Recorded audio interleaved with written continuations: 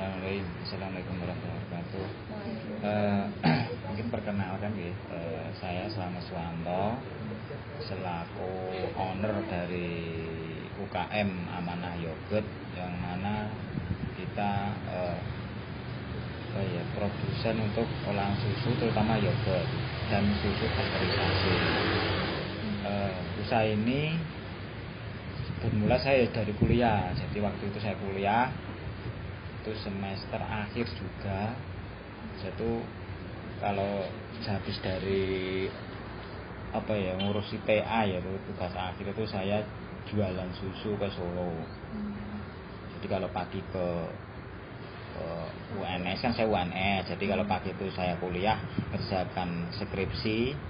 Saya kan jurusan kimia, jadi kita skripsinya itu lebih banyak ke lab. Jadi kita melakukan penelitian di lab, ke rumah, nanti saya jual ke Solo, ke perumahan itu. Terus setelah itu ada temen yang memberi saran bahwa untuk susu itu apakah tidak lebih baik kita buat satu produk yang meningkatkan nilai jual susu. Misalnya kan kalau susu itu kan kalau dulu awal-awal itu susu sekitar harganya 1.800 per liter. Padahal kalau kita buat olahan susu itu bisa meningkatkan daya jualnya. Kemudian saya coba mikir-mikir untuk membuat yogurt itu kita belajar dari temen. Awalnya saya yang saya menjualkan, saya ngambil produk itu dari temen. Dia kedokteran UNS, itu istilahnya ya di atas angkatan saya. Terus saya yang jual, dia yang produksi. Kemudian karena dia kesibukan juga, dia kedokteran juga harus koas di rumah sakit. Terus waktu itu kan orderannya banyak permintaan, terutama di pondok. Terus saya bilang, Mas, teruskan aja Mas, jenengan konsen ke kuliah aja, saya teruskan. Terus saya teruskan, saya belajar coba buat yogurt. Terus saya saya variasi biar produk saya itu ada perbedaan dengan produk yang sudah ada. Maksudnya kita harus punya ciri khas lah, intinya gitu. Terus saya dengan berbagai percobaan akhirnya dapat misalnya menu yang sampai sekarang ini. Terus itu saya kembangkan. Awalnya saya juga buatnya itu di rumah, jadi di dapur. Jadi di dapur itu ya kita pilah ya, misalnya sebelah kanan ini untuk masak, untuk rumah tangga, sebelah kiri kita gunakan untuk produksi yogurt. Terus tahun 2015-16 kita dapat pembinaan dari Disperindak Semarang sama dari Undip. Itu kita dibimbing, diajari bagaimana cara pembuatan yogurt yang bagus itu gimana. Terus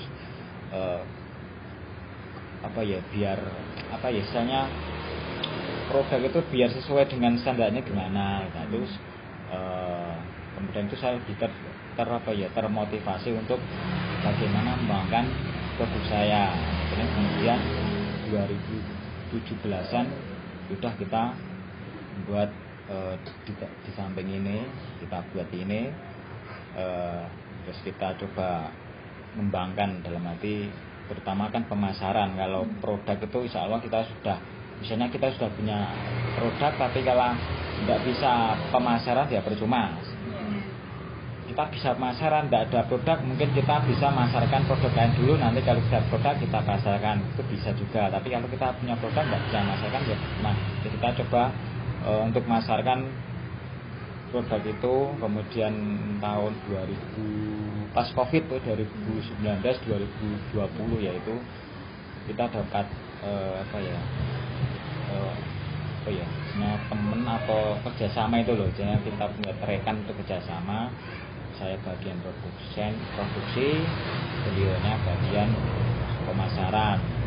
Kemudian awalnya kita ke area Salatiga, terus waktu itu pada perintahan ke tempat lain juga. Terus dari situ kan kita berpikiran kalau produk itu harus ada, istilahnya kalau kita main kendaraan itu harus punya SIM. Dan produk yogurt juga harus punya SIM juga, jadi punya legalitas. Jadi kalau kita pasarkan ke masyarakat terutama ke luar daerah itu bisa istilahnya kita aman. Karena kalau produk-produk itu kan kita tetap di bawah pengawasan BPOM. Akhirnya kita nyari BPOM itu dapat tahun 2021 kalau tidak salah, itu kita dapat BPOM. Nah, setelah itu kita lebih nyaman untuk menjualkan ke luar daerah. Dari awalnya kita Boyolali, terus kita mengembangkan ke Solo Raya, dan alhamdulillah untuk sekarang ini kita pulau, misalnya kita pasaran kita area Pulau Jawa, Bali, Nusa Tenggara. Mungkin sedikit itu ya, sedikit paparan tentang amanah yogurt seperti itu. Tadi kan juga namun dijelaskan juga terkait tentang sejarah awal dari bisnis yogurt itu. Mungkin kalau di sini kita boleh tahu ya Mas, niku berapa sih modal awal yang dikeluarkan dalam proses pembuatan? Kalau dulu modal untuk membuat kan mungkin kita kan peralatan sederhana seperti kompor, untuk pancinya, untuk dan lain-lain, untuk freezer mungkin sekitar 5 juta lah untuk awalnya, itu kita dari awalnya. Tapi nah dengan perkembangannya mungkin untuk sampai saat ini modal sekitar ya di atas 100 kalau sekarang. Ya, lalu akhirnya kalau modal awalnya kita 5 juta kita sudah dapat untuk memproduksi yogurt dengan skala skala sekitar itu aja. Lalu mungkin kan dari setiap bisnis itu kan pasti ada naik turunnya, dan itu pun juga pasti juga banyak kendala-kendala ataupun problem-problem dalam bidang usaha. Nah, mungkin dari yogurt ini kendalanya apa Mas? Problem-problemnya apa?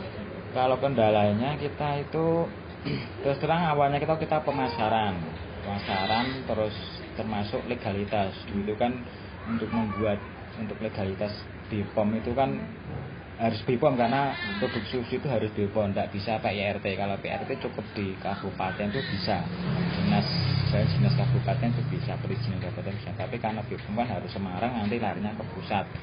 Itu juga syaratnya memang lebih jelimet. Itu sebagai kendala kita. Jadi waktu itu kita sudah 2017 itu sudah pengen BPOM, cuma karena jelimetnya itu akhirnya kita pending. Ya udahlah, penting kita jualan dulu. Terus pas Covid itu kan memang dari pemerintah khusus untuk UKM itu kayak dipermudah. Jadi untuk usaha UKM itu untuk perizinannya lebih mudah. Akhirnya kesempatan kita untuk maju, terus alhamdulillah dapat. Kemudian untuk pendistribusian, jadi kasih produk itu kan kita kalau harus keluar Solo itu kita sudah di luar itu kita sudah bingung dulu itu. Jadi kalau kita antarkan kita harus antar banyak dan waktunya nanti habis di perjalanan. Nah itu terus dari teman saya itu ya nyari gimana nyari dengan cara lain. Dan akhirnya kita dapat untuk distribusi itu kita pakai bis. Jadi itu sudah lumayan memangkas waktu. Jadi kalau kita harus kirim misal ke luar daerah ya bisa misalnya ke Semarang itu kan mungkin hampir setengah hari sampai 1 hari, atau mungkin lebih jauh lagi nanti ya bisa 24 jam untuk ngurusi diri aja. Tapi dengan kita cari-cari alternatif, akhirnya dapat dengan bis itu kita lebih menghemat waktu dan tenaga. Mungkin itu ya, jadi pemasaran sama distribusian. Sama kalau kita kan produk kita kan lebih ke dingin. Nah itu kendalanya kalau cuaca hujan itu sudah kendala yang nggak bisa ditolak itu. Terus kalau misalkan tadi kan sudah dijelaskan terkait kendala, problem, sekarang sudah dijelaskan lah. Lalu itu kalau kami boleh tahu nih Mas, itu penghasilan yogurt niku berapa dalam 1 bulan omsetnya? Omsetnya untuk sekarang ya? Iya. Untuk sekarang ya antara 70 sampai 100 juta. Lalu mungkin kan sudah merintis usaha kan dari beberapa tahun juga. Iya. Itu pasti kan juga ada suka dukanya dalam berbisnis. Nah, mungkin bisa dijelaskan sedikit terkait suka duka. Kalau suka dukanya apa ya, kalau kita usaha, emang kalau kita sudah usaha itu emang dari saya dulu kan emang saya suka dulu ya. Jadi saya suka pengen, dan saya punya cita-cita mulai dari SMA itu sudah pengen usaha sendiri. Jadi ndak mau ikut orang lain, itu sudah di apa keinginan saya seperti itu. Makanya ya suka duka ya kita jalani. Nah, misalnya kalau dukanya itu ya jualan mungkin agak menurun, itu kan kita juga tetap mikir, atau mungkin kadang juga ada kejenuhan. Dulu pernah saya tuh pengen berhenti juga karena kok kita jenuh cuma gini-gini aja. Dalam arti mungkin ya pertama emang hasilnya waktu itu kan emang misalnya ya ini itu aja, terus ternyata kok menguras tenaga. Jadi kayak waktu itu, karena dulu itu kan kita semua suka sendiri, jadi mulai dari ambil susu dan sampai masarkan tuh saya sendiri awalnya. Terus makanya kita coba mendelegasikan tugas-tugas kita itu yang bisa kita delegasikan kepada orang lain. Makanya kita coba nyari tenaga kerja. Nah itu jadi kita akhirnya bisa kita lebih bisa menata diri juga, dan kita tidak istilahnya juga ngoyo. Terus sukanya juga itu sukanya salah satunya lagi adalah memang saya cita-cita saya itu saya pengen punya usaha yang bisa bermanfaat bagi banyak orang, intinya gitu ya. Jadi secara produk kita juga memberikan produk yang bagus, yang sehat untuk masyarakat, dan untuk untuk masyarakat sekitar segini, warga sekitar kita juga bisa istilahnya ya sedikit membantu perekonomian. Jadi kita merekrut ibu-ibu, terutama ibu-ibu muda di sini untuk ikut kita untuk emas lah. Itu kan ada rasa sukanya itu gini ya. Jadi ada kepuasan hati, hanya karena saya punya cita gini kok bisa tercapai lah itu rasanya tuh ngarem gitu. Gitu ya. Mungkin untuk saat ini juga kalau boleh tahu karyawannya sudah berapa? Ini ada 11 orang. Terus dalam memulai usaha ini ya Mas kan, pun maksudnya udah lama juga. Nah itu pernah ada pikiran untuk memulai usaha yang lain nggak? Maksudnya ingin usaha yang lain apa enggak? Kalau ingin usaha yang lain ya pengen ya, istilahnya kita kan kalau kita usaha itu sebaiknya kita punya passive income yang lain kalau gitu ya, kalau kita punya usaha sama. Cuma ini untuk ini saya itu pengen kalau itu pengen pengembangan dulu, jadi berarti pengembangan untuk yogurtnya, dan pengennya itu jenis membuat produk-produk selain yogurt, cuma seperti keju dan mungkin yang lain-lainnya. Cuma untuk ini saat ini kita yogurt bisa masuk sterilisasi. Kalau keju memang dulu pernah pengen buat, tapi ternyata kan ada teman yang sudah buat, makanya udahlah kita kalau kita ada permintaan keju atau tanya tentang keju, ya udah kita limpahkan ke teman gitu aja. Jadi saat ini kita pengen coba mengembangkan lebih dulu. Kalaupun usahanya kan juga udah lama juga, dalam artian pun beberapa tahun lah. Nah niku ada cabang lain nggak selain dari sini? Oh belum ada. Paling kita kan cuma gitu. Jadi untuk produksinya memang khusus di sini. Cuma untuk kita mungkin bagian pemasarannya udah beda. Jadi itu intinya saya itu sebagai produsen, nanti saya gandeng temen, dia bagian pemasarannya itu orang Sambi. Jadi misalnya dia yang bagian pemasarannya, saya produksinya, dan kita dengan untuk pemasarannya kita buat target bahwa satu kabupaten itu ada satu distributor gitu aja. Jadi kalau untuk produksinya tetap di sini, gitu. Untuk pemasarannya modelnya kayak apa? Ada yang di sosial media atau? Oh itu kalau pemasarannya, kalau saya nanti memang dia ke media sosial. Ada media Media sosialnya ada, tapi saya kurang tahu ya kan itu bagian pemasaran. Kayaknya pakai Facebook, Instagram sama apa kalau saya tuh nggak begitu tahu. Kalau saya kemarin lihat kalau di Instagram kayaknya kok kurang aktif gitu loh. Mungkin itu. Cuma 3 postingan itu, tapi iya, memang kalau terus terang kalau saya tidak begitu ke pemasaran karena tadi saya bagi itu loh, saya bagian produksi, teman bagian pemasaran. Jadi saya intinya ya tidak ngutek-ngutek dia, dan dia juga tidak ngutek-ngutek saya gitu. Biar kita berjalan, kita sinergi dengan harapan nanti hasilnya bisa kelihatan gitu aja. jadi sesuai target. Bisa sesuai target itu. Jadi kitanya kita ya itu udah kita bagi. Jadi dia masalah saya gitu, bagian produksi seperti itu. Kalau saya lihat mungkin dia lebih ke Facebook kayaknya. Sampai ke Facebook. Menurut Bapak tips untuk membuka usaha buat calon pengusaha itu gimana? Kalau saya sih ya mungkin pengalaman saja. Jadi kalau saya itu awalnya memang saya itu suka dulu pertama. Jadi kalau sukai mbok ibaratnya jatuh ndelosor ya tidak dirasa. Dan kalau kita punya masalah itu apa ya, kita jangan menyerah. Jadi masalahnya apa ya kita cari solusinya, jangan kita lari. Itu kalau menurut saya itu. Kedua yang pasti kan kita tekun. Kalau kita sudah mantap dengan usaha, kita fokus. Jadi kita jangan, maaf ya mungkin usaha ini kan adalah baru pertama kali kegagalan, pindah lain. Itu kan nanti kan biasanya itu dari pengalaman saya lihat itu malah tidak bisa jalan. Jadi mendingan menurut saya kata pengalaman saya itu kalau udah mantap dengan satu usaha ya kita gimana caranya kita fokus.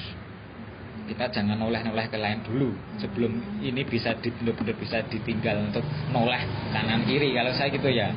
Terus kita fokus, yang pasti kita niat kita. Jadi kita pantapkan niat kita, ini saya apa toh gitu.